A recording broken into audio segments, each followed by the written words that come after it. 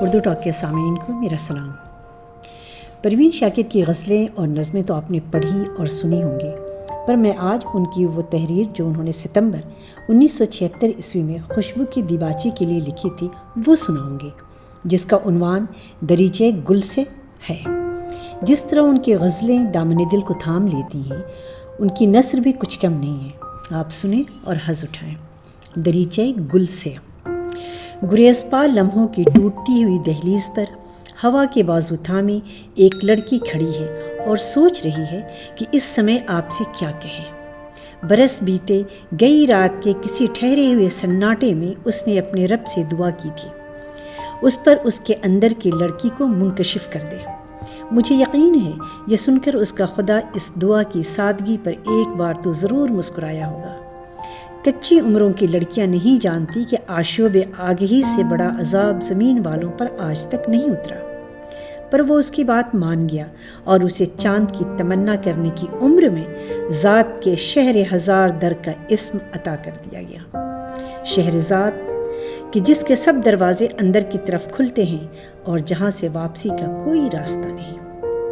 بات یہ نہیں کہ فصیل شہر جاں کی زرد بیلوں پر کبھی کسی کا جمال صورت صحاب نہیں اترا، یا اس شہر کی گلیوں میں زندگی نے خوشبو نہیں کھیلی۔ یہاں تو ایسے موسم بھی آئے کہ جب بہار نے آنکھوں پر پھول باندھ دیے تھے اور حصار رنگ سے رہائی دشوار ہو گئی تھی، مگر جب ہوا کے دل میں برہنہ شاخیں گڑ جائیں تو بہار کے ہاتھوں سے سارے پھول گر جاتے ہیں۔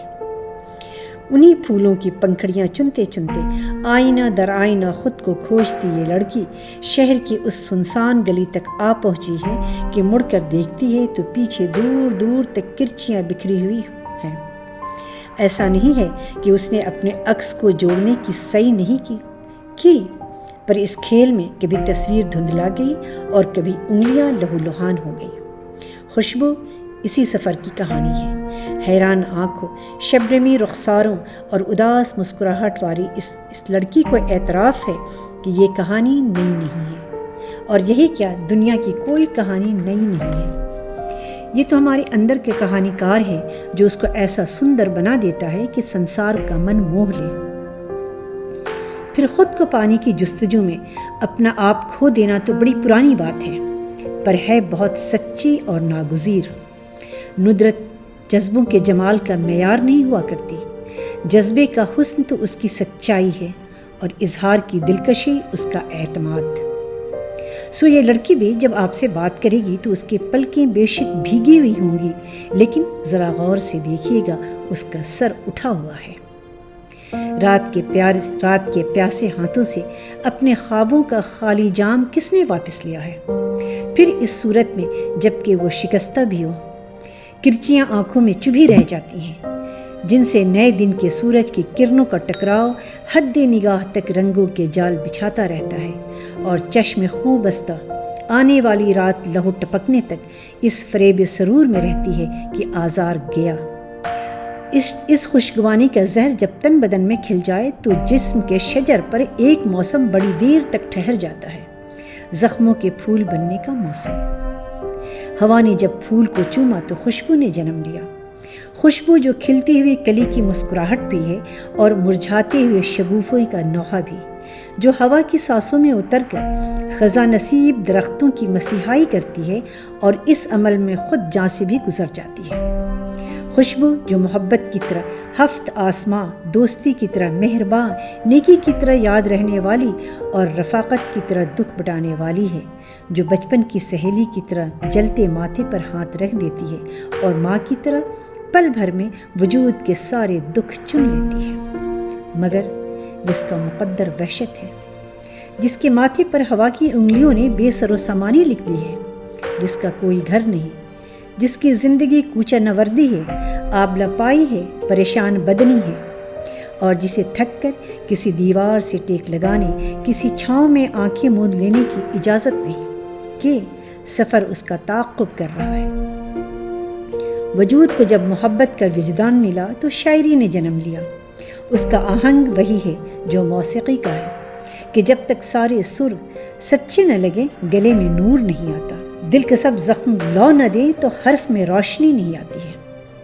وجود کے سر تیور بھی ہوتے ہیں اور کومل بھی۔ تیور سر عذاب لاتے ہیں اور کومل خواب، کبھی چیخ، کبھی کراہ، کبھی سسکی اور کبھی گفتگو، کبھی سرگوشی اور کبھی محض خود کلامی۔ خوشبو کی اونچی آواز آپ کو شاید ہی سنائی دے کہ عذابوں کی پذیرائی کرتے ہوئے بھی اس لڑکی کے ہاتھوں میں گلاب ہی رہے، مگر لہجے کی اس صبا فامی سے پہلے ایک رات ضرور آتی ہے، اپنی آگ میں جل بجھنے کی رات، کہ اندر کی آگ خام ہوئی تو کوئلہ اور باہر کی تپش سے بڑھ گئی تو نقش سویدہ ہشت پہلوئی ہیرا بن کر جگمگا اٹھی۔ کچھ کمگوش یہ کہتے ہیں کہ اس لڑکی کی شاعری میں سوائے بارش کی ہنسی، پھولوں کی مسکراہٹ، چڑیوں کے گیتوں اور اس کی اپنی سرگوشیوں کے اور کچھ نہیں۔ اگر زندگی سے محبت کرنا جرم ہے تو یہ لڑکی پورے غرور کے ساتھ اپنے جرم کا اعتراف کرتی ہے۔ نیم خوابی کا فسو بڑی دیر سے ٹوٹتا ہے، پر جب ایسا ہوا تو روزن زندہ سے آنے والی اجنبی سیاہ بخت سرزمینوں کی ہوا کے آنسوؤں کو اس نے اپنی پلکوں پر محسوس کیا ہے۔ ان کا نمکین ذائقہ اس کے شہد آشنا زبان نے چکھا ہے، لیکن جو لڑکی بسنت بہار کی نرم ہنسی میں بھیگ چکی ہو، اسے خزاں سے دکھ تو ہو سکتا ہے، اناد نہیں۔ جس کے اکیلے گھر میں شریر چڑیا کا گیت چہرہ اگا چکا ہو، اسے سناٹے سے وحشت تو ہو سکتی ہے، نفرت نہیں۔ ہاں، ضرور کہیں زمین بدصورت بھی ہوگی، مگر اس نے ایسا کبھی نہیں سوچا۔ ماں سے محبت کرتے ہوئے اس کا چہرہ نہیں دیکھا جاتا۔ محبت جب تقاضائے جسم و جاں سے ماورا ہو جائے تو الہام بن جاتی ہے۔ حسن جب لطافت کی آخری حدوں کو چھو لے تو خوشبو بن جاتا ہے۔ خوشبو حسن کی تکمیل ہے۔ اس سے کوئی سخن فہم یہ نہ سمجھے کہ اس لڑکی کو تکمیل حسن کا دماغ ہے۔ تکمیل حسن کا خیال صرف اسے زیب دیتا ہے جس نے تخلیق حسن کی۔ البتہ اتنا ضرور ہے کہ آپ سے بچھڑنے سے پہلے یہ لڑکی خوشبو کا تعارف پورے اعتماد سے کرا رہی ہے، اس لیے کہ تخلیق کے تمام لمحوں میں وہ صرف اپنے وجدان کے سامنے جواب دہ تھی، اور اس کے وجدان نے اس کے کانوں میں یہی سرگوشی کی ہے کہ وہ لمحہ آ گیا ہے جب وہ خوشبو کا ہاتھ ہوا کے ہاتھ میں دے سکتی ہے۔ پروین شاکر۔